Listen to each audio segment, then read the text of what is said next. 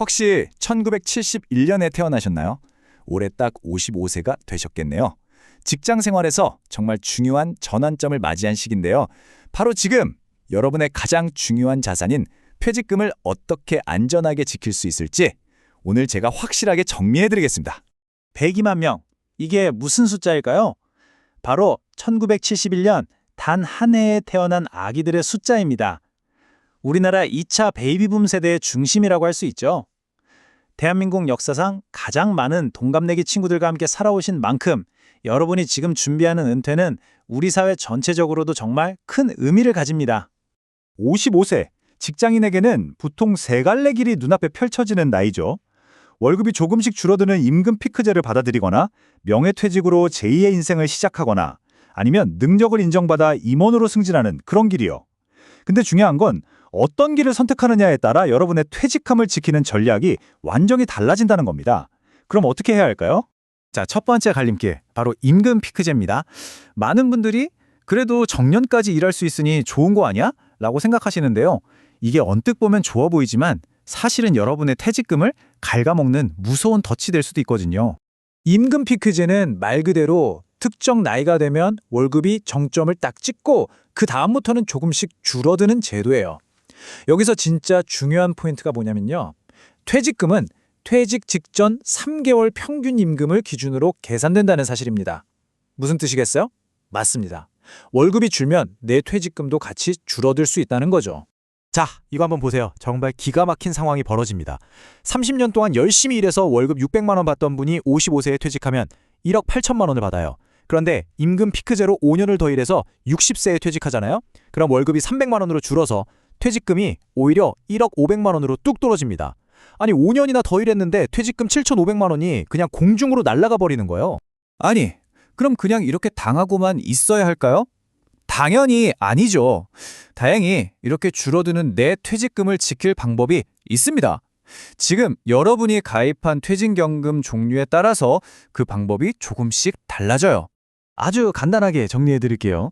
만약 회사에 퇴직연금 제도가 없다면 월급이 가장 높을 때 바로 그때 중간 정산을 신청해서 퇴직금을 미리 받아두셔야 합니다. DB형에 가입하셨다면 DC형으로 갈아타셔야 하고요.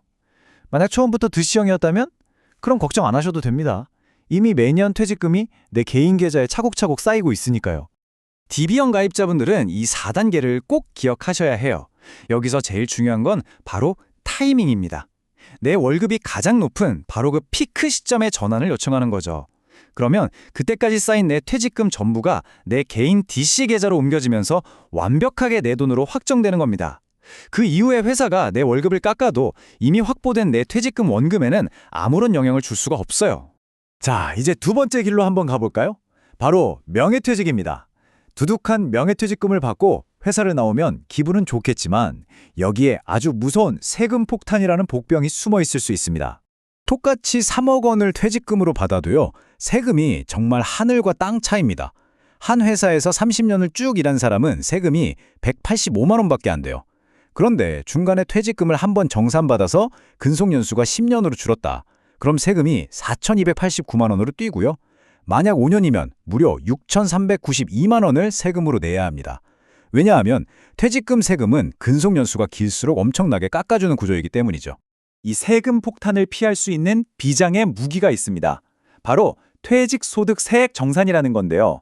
혹시 과거에 중간 정산을 받은 적이 있다면 마지막에 퇴직할 때 회사에 반드시 이걸 요청해야 합니다. 옛날에 일했던 기간이랑 지금 일한 기간 합쳐서 세금 다시 계산해 주세요. 이렇게요. 그러면 근속연수가 쭉 이어져서 세금을 드라마틱하게 줄일 수 있습니다. 자, 이제 골치 아픈 세금 문제도 해결했습니다. 그럼 이 큰 돈 어떻게 해야 잘 굴릴 수 있을까요? 당장 목돈이 필요하니까 한 번에 다 찾아서 쓸지 아니면 연금으로 쪼개서 안정적으로 받을지 여기서 또 한 번에 중요한 선택을 해야 합니다. 만약 퇴직금을 IRP 같은 연금 계좌에 넣어두고 연금으로 받으면요. 정부가 세금을 깎아주는 엄청난 혜택을 줍니다. 연금으로 받기 시작해서 10년까지는 원래 내야 할 세금의 30%를 할인해 주고요. 11년 차부터는 무려 40%를 깎아줍니다. 이건 정말 파격적인 혜택이죠. 그래서 여기서 진짜 똑똑한 꿀팁이 하나 나갑니다. 55세에 퇴직하자마자 연금 수령을 바로 시작하는 거예요. 그렇다고 돈을 다 찾는 게 아니라 10년 동안은 매년 10,000원 정도의 최소 금액만 상징적으로 인출해서 연금 수령 연차를 쌓아가는 거죠. 그렇게 11년이 지나면 40%라는 막강한 할인율을 적용받게 되니까 바로 그때부터 본격적으로 필요한 만큼 돈을 찾아 쓰면 세금을 훨씬 더 많이 아낄 수 있습니다. 자, 어느덧 마지막 세 번째 갈림길입니다. 바로 임원 승진이죠.